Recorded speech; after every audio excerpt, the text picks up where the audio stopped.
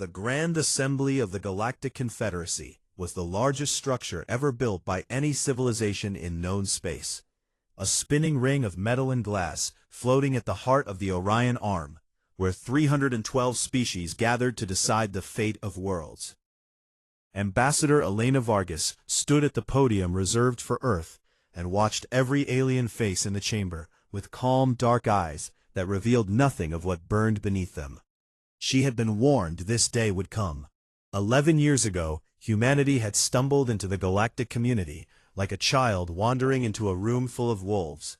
And in those 11 years, they had done something that terrified every species in the Confederacy. They had learned too fast, built too quickly, and expanded too far for anyone to feel comfortable. High Chancellor Drethvan towered over the central dais on his thick reptilian legs, his golden scales catching the artificial light as he surveyed the assembly with the satisfied expression of someone who had already decided the outcome of the day before it had begun. He was Korvathi, a species that had ruled over lesser civilizations for thousands of years, and he looked at humans the way a farmer looks at cattle, useful creatures that needed to be kept in their pen. Beside him, Delegate Sifis of the Ilvari clicked her mandibles in rapid succession, a sound that her translation device converted into smooth diplomatic language as she rose to address the chamber. "Honored members of the Confederacy," she began, her compound eyes sweeping across the vast semicircle of alien delegates. "We gather today to discuss a matter of galactic security that can no longer be ignored." She activated a holographic display that filled the center of the chamber with images of human ships, human colonies, human cities growing and spreading across star systems like wildfire. In just 11 standard years, the species known as humanity has reverse-engineered propulsion technology that took our civilizations centuries to develop, doubled the size of their military fleet, and established colonies in 14 star systems without authorization from this body. Murmurs rippled through the chamber in 100 different languages. "They breed at an alarming rate," Sifis continued. "They adapt to environments that would kill most species, and they possess a psychological resilience that borders on the irrational. They do not surrender, they do not accept defeat, and they do not forget." She paused to let that last word hang in the air before delivering the blow that everyone in the chamber already knew was coming. "I formally propose the Terran Integration Doctrine." The holographic display changed to show the text of the doctrine, and Elena Vargas read every word without letting her expression shift by even a fraction. The doctrine would strip Earth of all sovereign rights, dissolve the human military, place every human world under the direct governance of appointed alien overseers, and begin the immediate conscription of human populations for labor across the Confederacy. It was not integration. It was enslavement dressed in diplomatic language. Legate Torowin of the Brakari slammed his massive silicon fist against his seat in approval, the sound cracking through the chamber like thunder, and his deep voice rumbled with enthusiasm as he declared his support. He saw humans as perfect soldiers, expendable and fierce, ideal for fighting the wars his own people found beneath them. One by one, the other species voiced their agreement, some with reluctance and some with barely disguised eagerness, and the chamber filled with the sound of 311 civilizations deciding that humanity did not deserve to be free. High Chancellor Drethvan turned his golden eyes toward the human podium and smiled with all of his teeth showing. "Representative of Earth may now address the assembly," he said in a tone that made it clear he considered this a formality, a last meal before the execution. Elena Vargas straightened her jacket and stepped forward, and something about the way she moved made a few of the delegates shift uncomfortably in their seats. She did not move like a woman about to beg. "Thank you, High Chancellor," she said, and her voice carried across the chamber with a clarity that silenced the murmurs. She looked at Sifis, then at Torun, then at Drethvan, and then she swept her gaze across every single delegate in the room, as if she were memorizing their faces. "I will not waste your time with pleas," she said. "I will not appeal to your sense of justice, because this vote tells me you have none. And I will not appeal to your mercy, because mercy requires seeing another species as your equal." The chamber was utterly silent now. "I will say only this. Reconsider, not for our sake, but for yours." She paused, and when she spoke again, her voice was quiet, but it reached every corner of the room. "We remember everything." Drethvan let out a low, rumbling laugh, and waved his clawed hand dismissively. "Noted," he said. "Let us proceed to the vote." The voting system activated, and holographic indicators appeared above each delegation's seat. And one by one, they turned red for approval. Red after red after red filled the chamber like a spreading wound, until 312 lights burned above the assembly, and only one, Earth's, glowed a defiant blue. 312 to 1. The doctrine passed. The chamber erupted in what some species considered applause, and Elena Vargas stood perfectly still at her podium as the noise washed over her like a wave breaking against stone. She nodded once, a small, precise movement, and then she reached beneath her podium and pressed a single button on a device no larger than a coin. Across the void of space, a signal traveled faster than light itself, riding a quantum-entangled frequency that no alien sensor could detect, and it reached a receiver buried deep beneath the Andes Mountains on Earth. The signal contained a single coded phrase, "Caja de Pandora." Vargas gathered her documents with steady hands and walked out of the chamber without looking back. And not a single delegate noticed that she was not trembling. She was smiling. High Chancellor Drethvan wasted no time, and within hours he had dispatched a combined alien armada of 40,000 warships to Earth and its colonies, with orders to begin the occupation immediately. He leaned back in his chair and felt the satisfaction of a problem solved, because in his mind humanity was already broken. They just did not know it yet. But deep beneath the mountains of South America, something stirred in the darkness as systems that had been sleeping for years powered on with a low hum that vibrated through kilometers of rock. Lights flickered to life along corridors that stretched farther than any alien could imagine, connecting to networks buried beneath every continent, and reaching out through hidden relays to places in the galaxy that the Confederacy had never found and would never think to look. In a command center at the heart of it all, a single screen displayed the received message, and beneath it, a countdown had begun.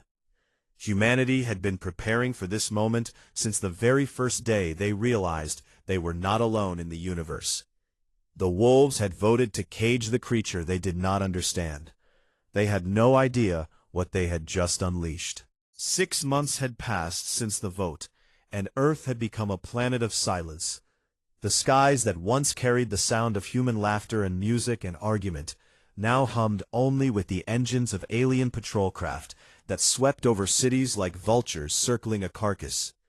And in every major city on the planet, the flags of the Galactic Confederacy hung from buildings where human flags used to fly.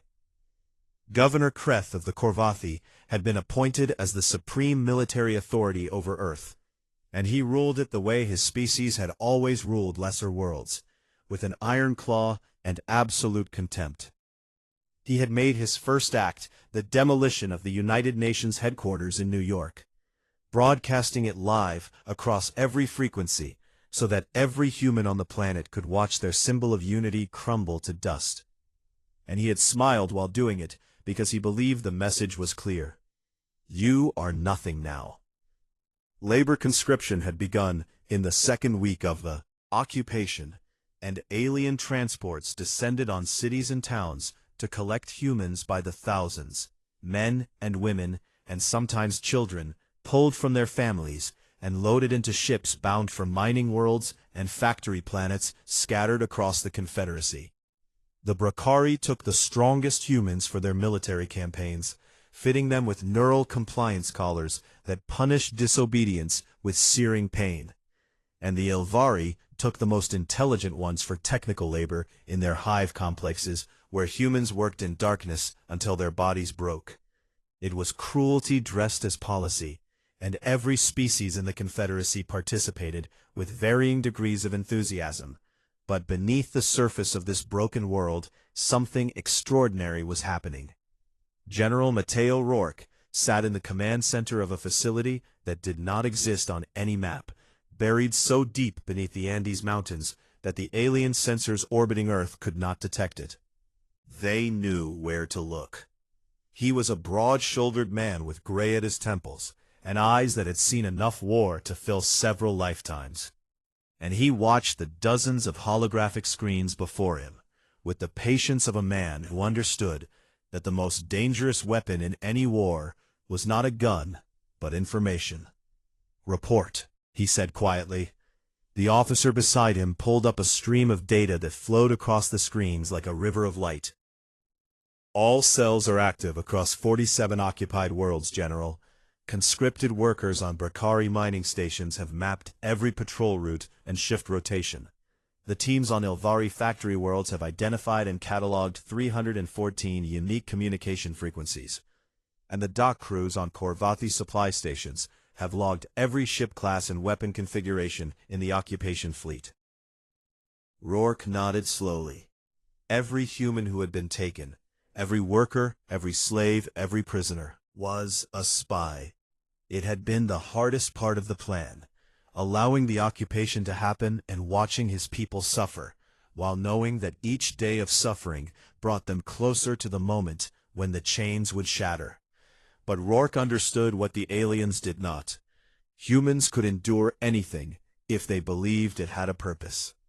And every single human on every occupied world knew the purpose. They had been told before the aliens ever arrived, through whispered messages and hidden signals and words passed from mother to child in the dark. Endure, observe, report, and wait for the word. Dr. Leon Shu stepped into the command center with a tablet in her hands and a look on her face that Rourke had learned to recognize over the years they had worked together. It was the look of a scientist who was about to change the rules of reality. "It is ready," she said simply. She placed the tablet on the central console and activated a holographic projection that filled the room with schematics and data that made several of the officers gasp. Project Prometheus. It had been running in secret since the very first year of contact with the Confederacy, funded by every major nation on Earth, through channels so hidden that even most heads of state did not know the full scope. And what it had produced was beyond anything the galaxy had ever seen. FTL drives that were 3 full generations ahead of the best technology in the Confederacy. So fast that human ships would appear to teleport from one star system to another. Adaptive nano-armor that could reconfigure its molecular structure in real time to absorb or deflect any known weapon type. Electromagnetic pulse weapons calibrated to the specific energy signatures of every alien ship class in the occupation fleet, capable of shutting down an entire armada in seconds. And at the center of it all, the crown jewel that Dr. Shu had spent a decade perfecting. Codenamed La Ira de Dios, the Wrath of God, a network of planet-scale energy projectors buried in Earth's crust that could fire concentrated beams across light years using quantum tunnel targeting with pinpoint accuracy. Rourke stared at the schematics and felt the weight of what they were about to do settle onto his shoulders like a mantle. "How many ships?" he asked. 15,412 combat-ready vessels, Dr. Shu replied, hidden in shipyards built into asteroid fields, hollowed-out moons, and deep space stations across 9 star systems that the Confederacy has never detected. 15,000 ships that the galaxy did not know existed, crewed by men and women who had trained in secret for years, waiting for this moment. A communication alert chimed, and Rourke opened the channel to find a recorded message from Ambassador Elena Vargas, smuggled out of her prison cell on the orbital station through a network of human workers who had risked their lives to pass a data chip smaller than a fingernail through 6 layers of alien security. Her voice was calm, as it had always been. They are planning to expand conscription tenfold. They want to take the children, Mateo, all of them. You have 3 months at most. Rourke closed his eyes for a moment, and when he opened them they were harder than steel. Move the timeline up, he said. We go now. Dr. Shu raised an eyebrow, but said nothing because she had known this moment was coming, and she had prepared for it. Rourke opened a channel that connected to every hidden resistance cell on every occupied world across the galaxy. A network so vast and so perfectly concealed that the Confederacy had never detected a single transmission. He spoke one word. Despertar. Awaken. The word traveled at impossible speed through quantum-entangled relays and hidden frequencies, reaching human ears on 47 worlds in the space of a fraction of a second. Heartbeat, and every human who heard it felt something ignite in their chest like a fire that had been waiting for air. On the mining stations of the Bracari, a woman with scarred hands stopped her work and looked at the guards standing over her, and she smiled in a way that made the massive alien take a step backward, without understanding why. On the factory floors of the Ilvari, a man who had been broken and rebuilt by suffering 100 times over, straightened his spine and passed the word to the person beside him in a whisper that carried the weight of a war cry. On Earth itself, in the cities and camps and labor yards, humans looked up at the sky with expressions that their alien overseers had never seen before. Not hope exactly, but something fiercer and more ancient. It was the look of a species that had decided it was done being on its knees. Governor Kreth noticed none of it, because he was too busy planning a celebration to honor the anniversary of occupation, congratulating himself on how thoroughly humanity had been domesticated. He did not notice that the human servant who brought his evening meal had placed the dish on his table with hands that were perfectly steady. He did not notice that every human in his compound was watching him with the same quiet expression. And he certainly did not notice the faint vibration beneath his feet, as somewhere deep underground, machines older and more powerful than anything his species had ever built, hummed to life and began to sing. Governor Kreth woke to silence, and that was the first thing that frightened him. For 6 months, the compound had hummed with the movement of human servants, footsteps in corridors, the clatter of kitchens, the quiet murmur of workers carrying out their tasks, and Kreth had grown so accustomed to the sound of obedience that its absence hit him like a physical blow. He rose from his sleeping chamber and walked through hallways that were completely empty. Every human was gone, not just from his compound, but from the entire city, from every city on Earth, from every labor camp, and factory, and mine, and barracks on the planet.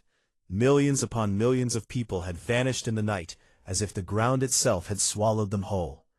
Kreth activated his communication device with claws that trembled slightly and barked an order to his garrison commander. "Where are the humans?" The response came back broken with static and confusion. "We do not know, Governor. They are simply gone. All of them. Our sensors detect no mass movement, no transportation signatures, nothing. It is as if they were never here." Kreth felt something cold settle into his chest, something his species had not experienced in 10,000 years of dominance over lesser worlds. It was fear. 8,000 warships of the occupation fleet hung in orbit above Earth, their crews going about their routines with the lazy confidence of soldiers who believed the war had already been won, and not one of them detected the energy signatures building in the darkness beyond the asteroid belt until it was far too late. They came out of nowhere. 15,000 human warships erupted from hidden positions across the solar system, emerging from inside hollowed asteroids and behind the moons of gas giants, and from pockets of folded space that should not have been possible according to every known law of physics in the Confederacy. were beautiful in a way that made the alien crews stare at their screens in disbelief. Sleek, angular vessels that seemed to cut through space itself, their hulls shimmering with the adaptive nano-armor that Dr. Shu had perfected, each one moving with a speed and precision that made the Confederacy's warships look like stones thrown by children. The Battle of Seoul began without a single word of warning. The human fleet did not announce itself, did not demand surrender, did not follow any of the protocols of galactic warfare that the Confederacy considered civilized. They simply attacked, with a fury that shook the stars. The first wave deployed electromagnetic pulse cascades that rolled across the alien formation like invisible thunder, and ship after ship went dark as their systems failed. Engines dying, weapons powering down, life support flickering to emergency levels, leaving thousands of alien vessels drifting helplessly in the void. With surgical precision, and boarding parties of Artemis operators cut through the disabled ships with a speed and efficiency that would be spoken about in horrified whispers across the galaxy for centuries to come. These were not the broken slaves the Confederacy had created. These were warriors who had trained for this moment their entire lives, moving through alien corridors with weapons that no galactic species had ever encountered, clearing compartment after compartment with a methodical calm that was somehow more terrifying than rage. The alien crews surrendered in waves, dropping their weapons and pressing themselves against walls as the humans moved past them like shadows, and the few who tried to fight discovered that the neural compliance collars their species had designed for human slaves had been reverse-engineered into weapons that could shut down alien nervous systems with a single pulse. 9 hours after the first shot was fired, the Battle of Seoul was over 8,000 alien warships captured or destroyed, and not a single human vessel lost. A victory so complete and so impossible that when the reports reached the Grand Assembly, the officers who read them refused to believe them and demanded the data be checked for errors. But Seoul was only the beginning. On 46 other worlds across the galaxy, the word despertar had set in motion a cascade of coordinated uprisings that struck the Confederacy's infrastructure like a hammer striking glass. On the Brakari mining stations, the human workers who had spent months memorizing every patrol route and security code moved through the facilities like ghosts, disabling security systems and locking alien guards in their own containment cells before seizing control of communication arrays and broadcasting a single message: "This station now belongs to Earth."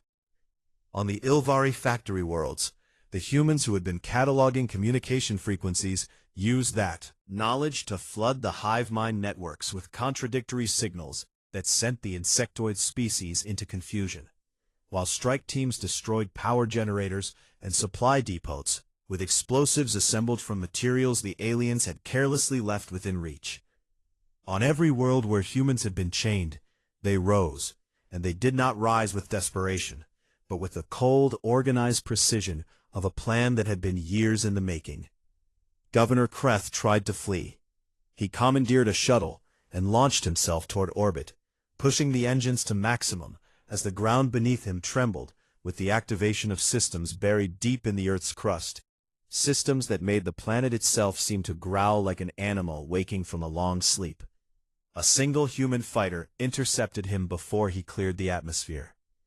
The pilot's voice came through his communication system, a young woman who spoke with perfect calm as if she were reading directions to a lost. "Governor Kreth, you are instructed to return to the surface. You will not be harmed. You have my word as a human, and we do not break our word. That is the difference between us and you." Kreth looked at his sensors and saw that the human fighter carried enough firepower to vaporize his shuttle 10 times over, and he turned the shuttle around and descended back to the planet he had once ruled. General Rourke was waiting for him on the landing pad, standing with his hands clasped behind his back, the full weight of a liberated world behind him. "You are going to deliver a message for us," Rourke said, and there was no cruelty in his voice, but there was something far worse, There was certainty. On the orbital station, Ambassador Elena Vargas heard the locks on her cell door disengage, and she stood from her cot with the same calm expression she had worn on the day of the vote, smoothing the front of her worn clothing as Artemis operators appeared. In the doorway, "Ambassador," the team leader said with a salute, "Earth is free." Vargas nodded once and walked out of her cell and through corridors now lined with captured alien guards who could not meet her eyes. As she reached the command deck of the station, she looked out through the viewport at Earth hanging blue and green in the void, and for just a moment the mask slipped and something fierce and bright burned in her dark eyes before the calm returned. Below on the planet, the ground trembled one final time as La Ira de Dios completed its activation sequence, a network of energy weapons so powerful that they could reach across the galaxy itself, turning Earth from a conquered world into the most dangerous place in the universe. Humanity had not just broken free of its chains, it had forged those chains into a sword. And now Governor Kreth sat in a transport bound for the Grand Assembly, carrying a message that would change the galaxy forever, his scales pale with a terror that went beyond anything his species had words for, because he had seen what the humans could do, and he knew with absolute certainty that the Confederacy had made the worst mistake in the history of civilization. He arrived at the assembly, trembling and broken, and every delegate in the chamber fell silent as he activated the message. It was the voice of Elena Vargas, calm and clear and carrying across the chamber with the weight of a world unchained. "We would like to schedule a new vote." Panic spread through the Galactic Confederacy like a disease with no cure.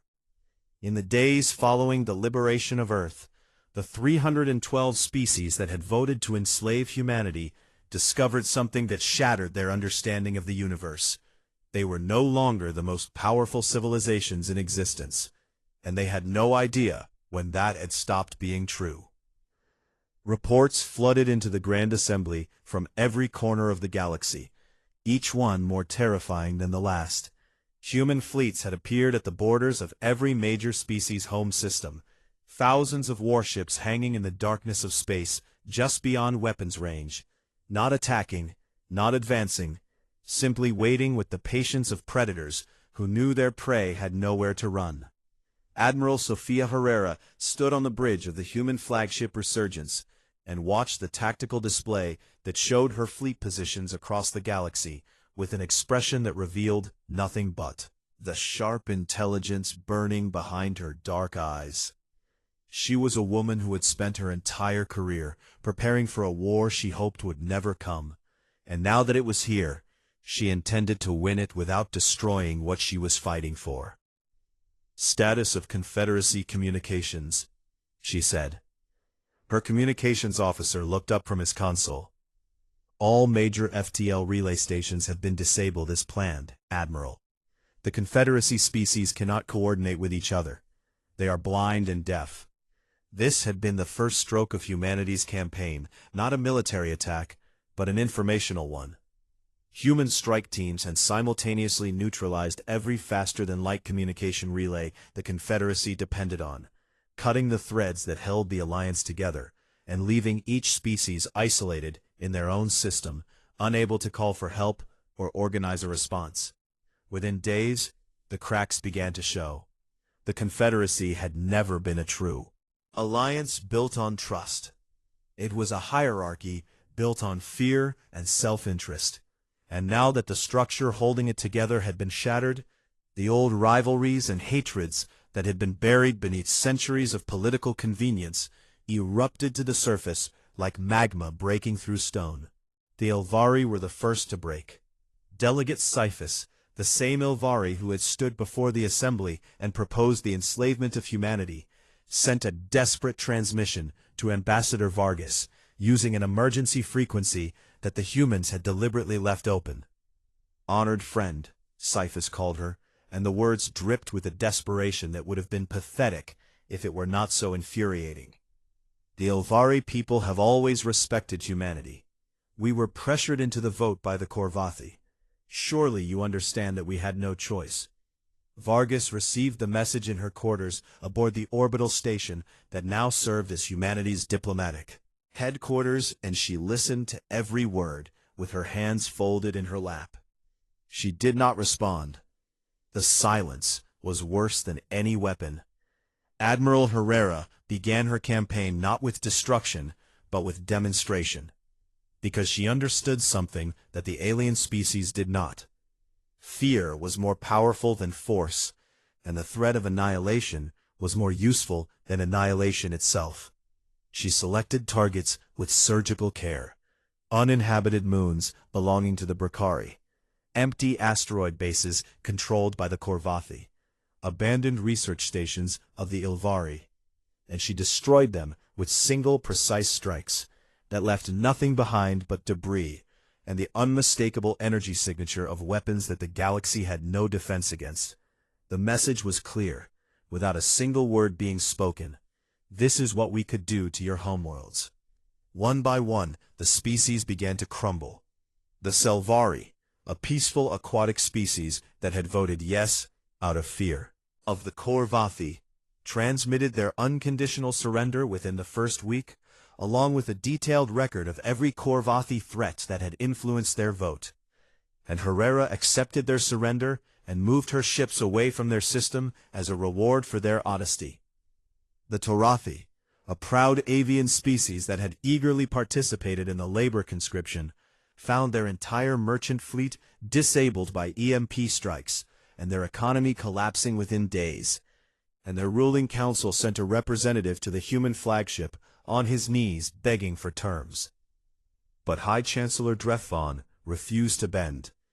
He stood before the remnants of the assembly, the species still loyal to him or too afraid to defect, and delivered a speech that burned with the fury of a ruler who could not accept that the creatures he had called livestock were now the most powerful force in the galaxy. "We are the Confederacy," he roared, his golden scales flashing under the lights. "The Chamber, we have ruled this galaxy for millennia, and we will not bow to a species that was still living in caves when we were building empires among the stars. Rally your fleets, every ship you have, and we will crush this human rebellion once and for all." He assembled a coalition armada of 60,000 warships, the largest fleet in galactic history, drawing vessels from every species still loyal to the Confederacy, and gathering them in the Vethara Corridor, a strategic passage between two nebulae that controlled access to the core systems of the galaxy. Admiral Herrera received the intelligence report and studied the enemy formation on her tactical display for a long time before she smiled, a small, cold smile that her bridge crew had learned to recognize as the expression she wore when she saw a weakness no one else could see. She took 4,000 ships into the Vethara Corridor against 60,000. The Battle of the Vethara Corridor would be studied in military academies across the galaxy for 1,000 years as the most brilliant tactical victory ever achieved. Herrera used the corridor itself as a weapon. The narrow passage between the nebulae meant that Drethvon's massive fleet could not spread out or use its numerical advantage, and the swirling energies of the nebulae disrupted the alien ship's sensor systems, while the human vessel's advanced technology cut through the interference like it was not there. She divided her fleet into wolf packs of 20 ships each and sent them racing through the enemy formation in constantly shifting attack patterns that no alien commander could predict, striking from angles that should have been impossible and vanishing into the nebula clouds before the enemy could return fire.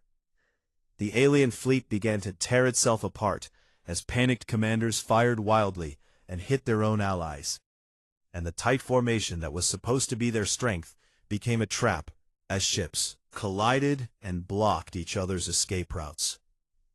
And then La Ira de Dios fired.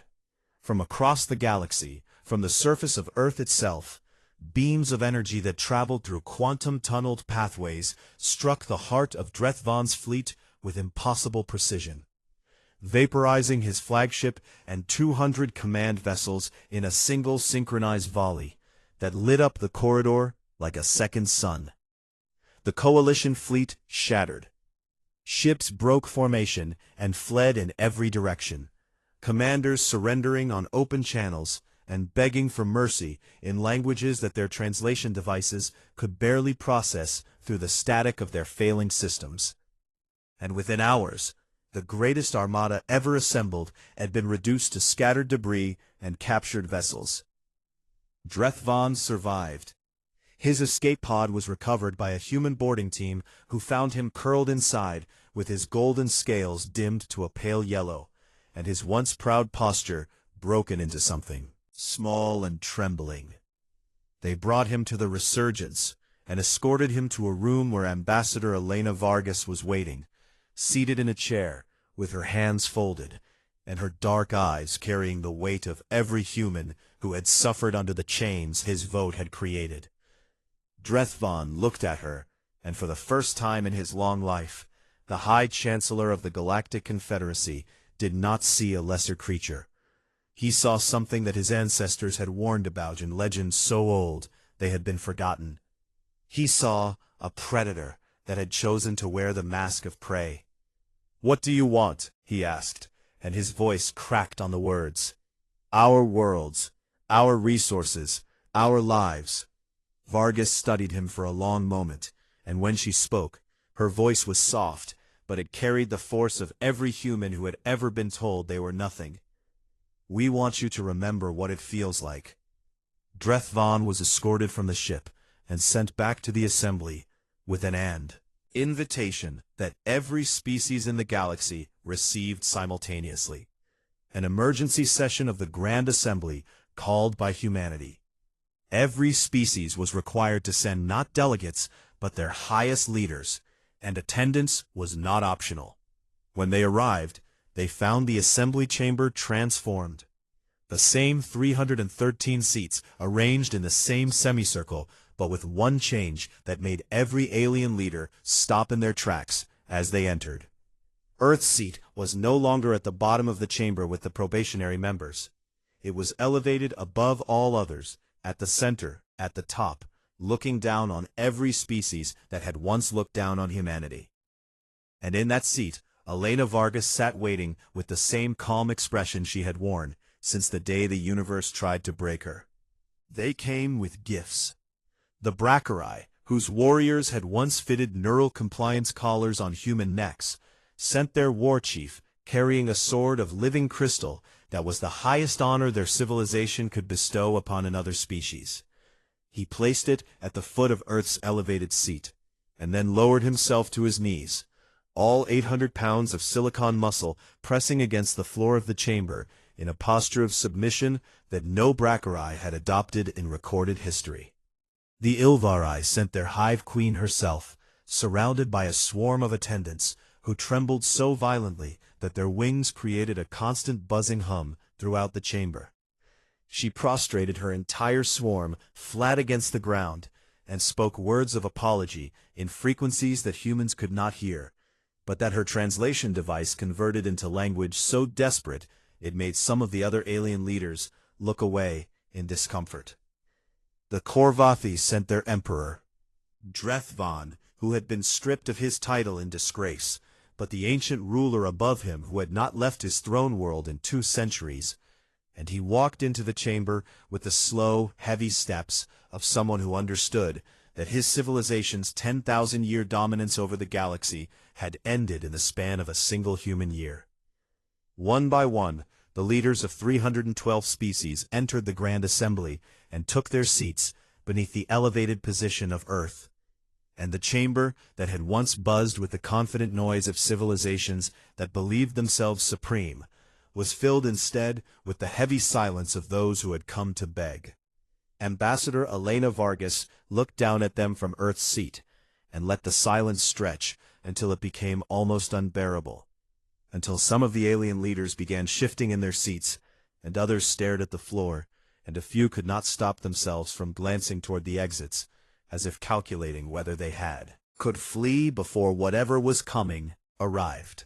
General Mateo Rourke sat among the human delegation to her right, his uniform crisp and his face unreadable, but his eyes carrying the memory of every report he had received about human families torn apart during the conscription. Admiral Sofia Herrera sat to his left, her posture straight, and her hands resting on her knees with the calm of a woman who had 4,000 ships waiting at strategic positions across the galaxy and could end any civilization in this room before they finished drawing a breath. Dr. Leon Shu sat behind them, with her tablet on her lap, and a quiet expression that concealed the mind responsible for the most powerful weapons system ever created by any species in the history of the galaxy. Vargas spoke at last, and her voice filled the chamber the way water fills a vessel, completely and without effort.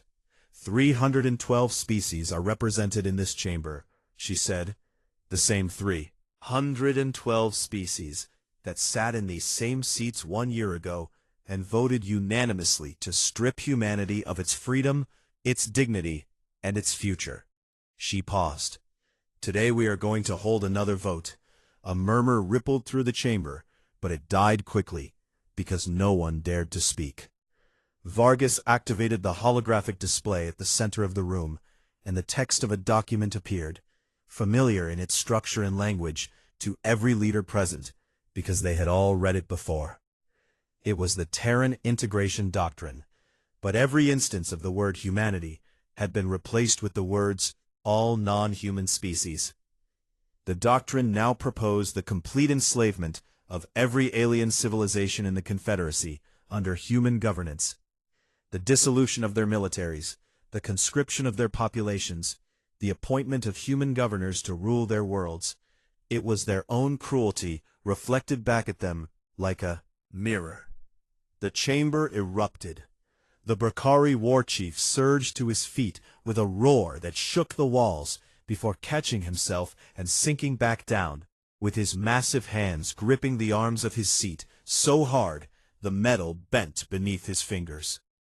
The Ilvari hive queen let out a keening sound that pierced through every frequency, and her swarm collapsed around her in a spiral of terror that sent them crashing into the delegates nearby. Leaders who had commanded empires spanning hundreds of star systems wept openly, and others shouted in languages their translation devices could barely process. And one delegate from a small aquatic species simply fainted and had to be revived by its attendants. "Silence," Vargas said, and the word cut through the chaos like a blade. The chamber fell still. "The human delegation will now vote on this doctrine," she said. Every alien eye in the room turned to the human delegation, and the fear in those eyes was a living thing, a terror so deep and so complete that it had moved beyond panic into something primal and ancient, the fear of a prey animal watching the predator decide whether to strike. Rourke looked at Vargas. Herrera looked at Vargas. Shu looked at Vargas. 312 civilizations held their breath. Elena Vargas raised her hand. Humanity votes no. The silence that followed was not the silence of a room where no one was speaking. It was the silence of a room where no one could speak, where language itself had been momentarily overwhelmed by an emotion so complex that no species had a word for it. Vargas let it last for exactly as long as it needed to, and then she spoke again. And this time her voice carried something that had not been there before. Not coldness, not triumph, but a weariness that came from carrying the weight of a decision that would define her species for all of time. "You were afraid of us," she said, "because we grew too fast and learned too quickly and refused to be small. And so you voted to put us in chains, every single one of you. Not one voice in this chamber spoke for us. Not one hand was raised in mercy. Not one species said, 'This is wrong.'" She looked at the Brakari war chief, who could not meet her gaze. "You took our strongest and put collars around their necks." She looked at the Ilvari hive queen, who trembled beneath her stare. "You took our brightest and worked them until they broke." She looked at the Korvathi emperor, who sat as still as stone. "And you told us it was for our own good." Her voice softened, but did not weaken. We could do the same to you now. We have the power to make you feel every moment of what you planned for our children. And part of us wants to. A very human part that remembers every collar, and every whip, and every family that was torn apart by your doctrine. She paused and drew a breath that the entire chamber drew with her. But that is not who we choose to be. We reject this doctrine, not because you deserve mercy, but because we refuse to become what you tried to make us. She stood, and the holographic display behind her changed to show a new document. Not the doctrine of enslavement, but something entirely different. The New Compact. A reformed galactic government built on principles that no species had ever been brave enough or strong enough to enforce. The absolute sovereignty of every civilization, regardless of size or power. The permanent prohibition of enslavement or forced integration by any vote or coalition. And the establishment of a human peacekeeping force that would patrol the galaxy to ensure that no species would ever face what Earth had faced. There is one condition, Vargas said. Every species in this chamber will formally and publicly apologize to the people of Earth. And the record of your vote, every name, every delegation, every word spoken in favor of our enslavement, will be preserved in the archives of every civilization in this confederacy forever, so that no one ever forgets what happens when power is used without conscience. She sat down. The chamber remained silent for a long time, and then the representative of the Selvari, the small aquatic species that had been among the first to surrender, rose from their seat on trembling fins and spoke in a voice barely above a whisper. The Selvari apologized to the people of Earth. We were cowards, and we are ashamed. They sat down, and another species rose, and then another, and then another. One by one, the 312 species stood and spoke their apologies. Some with trembling voices and genuine tears, some with the stiff formality of leaders who understood they had no choice, some with long and detailed accounts of their regret, and some with only a few words that carried more weight than entire speeches. The Brakari war chief stood last, and his deep voice filled the chamber. The Brakari have no words worthy of this moment. We were monsters. We will spend generations earning the right to stand as equals in this chamber again. Vargas accepted each apology with a nod, the same small precise nod she had given on the day of the original vote. And when the last species had spoken, she stood one final time. This assembly is reformed under the new compact. May we never need to have this conversation again. The galaxy changed that day in ways that would take centuries to fully understand. Human ships patrolled the stars not as conquerors, but as guardians, their presence a constant reminder that the most powerful species in the galaxy had chosen protection over domination. And the new compact held firm year after year, because every civilization knew that behind its words stood a force that could not be defeated, and had proven that it would not be corrupted. The Grand Assembly met regularly under the Reformed Charter, and for the first time in galactic history, decisions were made not by the strongest, but by consensus. Because every delegate who sat in that chamber could look up at the elevated seat of Earth and remember what had happened the last time power had been used without wisdom. Years passed, and the scars of the occupation slowly began to heal, as human and alien communities learned to live alongside each other, not with the false hierarchy of the old Confederacy, but with the cautious respect of neighbors who shared a difficult history. On a warm afternoon in Buenos Aires on Earth, in a quiet park, where old trees cast long shadows across paths worn smooth by generations of footsteps, an elderly Elena Vargas sat on a wooden bench and watched children play. They were human children and alien children together. A Corvathi youngling chasing a human girl through the grass, while an Elvari juvenile, chasing a shadow, hovered above them, clicking with what could only be laughter, and a small Bracari child sat in the dirt, building something with stones and sticks, alongside a human boy who was showing him how to balance one on top of the other. Vargas watched them with eyes that had seen the worst the galaxy had to offer, and she felt something that she had not allowed herself to feel in a very long time. A young Korvathi child, barely old enough to walk without stumbling over his own tail, wandered away from the group and approached her bench with the fearless curiosity that only the very young possess. He held out a small flower that he had picked from the garden, its petals bright against his tiny scaled hand, and he looked up at her with wide golden eyes that held none of the cruelty or arrogance of his ancestors. Vargas looked at the flower, and then at the child, and for the first time in this story, a genuine smile crossed her face. Not the political mask she had worn. Through votes and wars and the reshaping of galactic civilization, but a real smile that reached her eyes and softened every hard line that years of burden had carved into her features. She took the flower gently and held it as if it were the most precious thing in the universe, because in that moment it was. The narrator's voice carried the final words across the silence of a galaxy forever changed.